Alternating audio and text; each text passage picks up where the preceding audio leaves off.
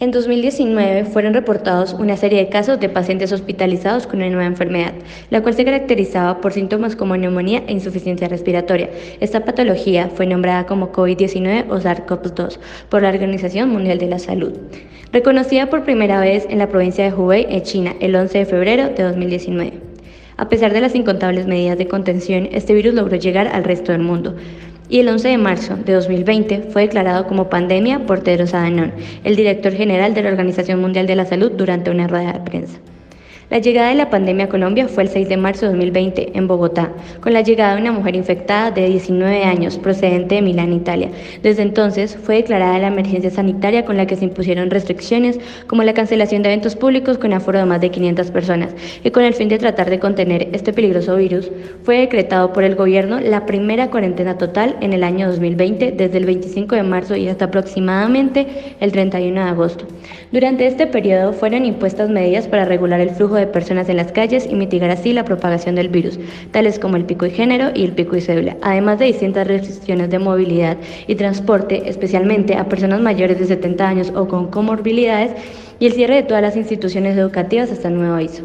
En el transcurso de la cuarentena, más precisamente el 4 de mayo de 2020, se inició el plan de apertura para algunos sectores de la industria y comercio, con el fin de reducir la crisis económica causada por la pandemia.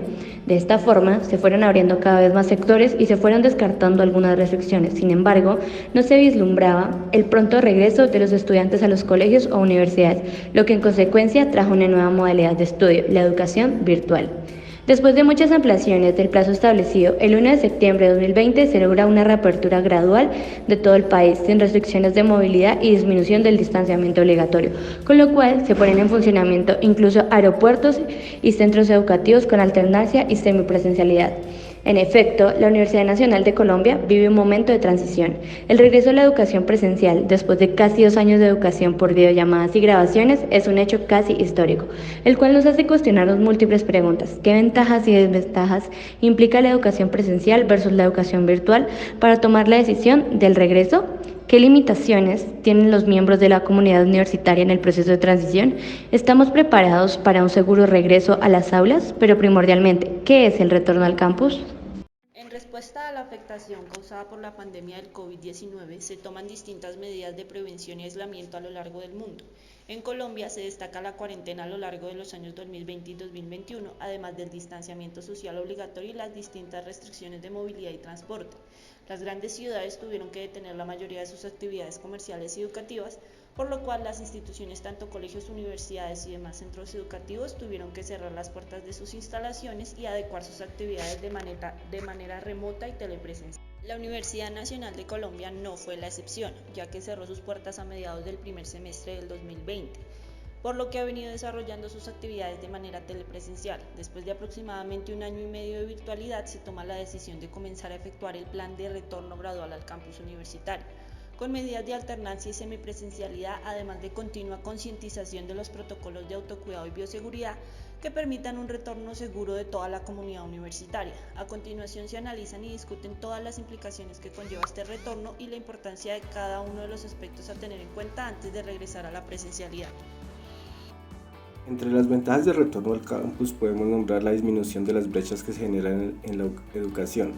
Algunos estudiantes no disponen de un fácil acceso a las herramientas tecnológicas que les permitan realizar las clases virtuales.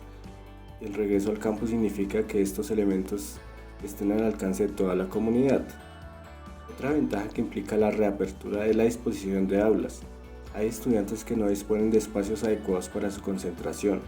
Al mantener una educación virtual, los estudiantes están expuestos a distracciones y adversarios como la estabilidad de la red.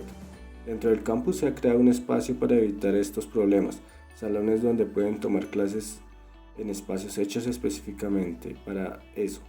Además de contar con lugares de estudio como las bibliotecas, donde se puede lograr una mejor concentración, por ende un mejor desempeño. La salud mental es otro ítem donde se verá un gran cambio para bien con el regreso al campus, ya que poder salir del encierro que ocurrió durante la primera etapa de la pandemia y que para algunos aún se prolonga hasta la actualidad puede generar cargas emocionales negativas. Con las ventajas expuestas podemos pasar a analizar las limitaciones para el retorno al campus. Entre estas se ha encontrado la falta de recursos económicos, ya que al haber estado en un periodo de tiempo tan prolongado asistiendo virtualmente, la gran mayoría de estudiantes que no residían en las ciudades de las sedes universitarias se vieron obligados a regresar a su ciudad natal, con el fin de recortar estos gastos de sus presupuestos o el de sus familiares. Y el aviso de este retorno al campus ya no cuenta con las mismas facilidades económicas o de alojamiento que en un inicio, afectando así su permanencia en la universidad. Además, se encuentra el tema del temor al contagio.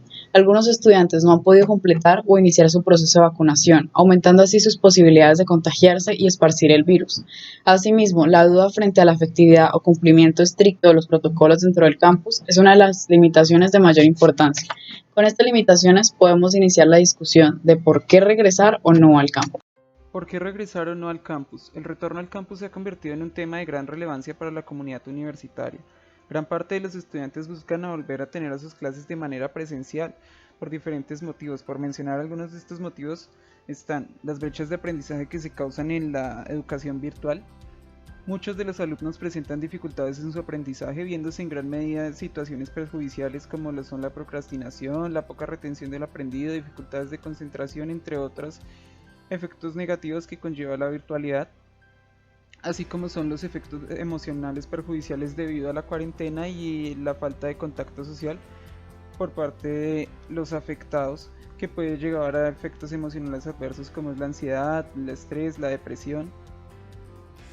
La principal dificultad que se encuentra para un retorno seguro al campus es hacer esto de una forma segura, evitando el mayor número de contagios y poniendo por encima la salud de toda la comunidad universitaria de la UNAL, por lo que se plantean varias estrategias para lograr este regreso al campus de una forma segura, empezando por la vacunación de la comunidad universitaria contra el COVID-19, velar porque se cumplan las normas sanitarias y de bioseguridad dentro de los campus de la Universidad Nacional de Colombia.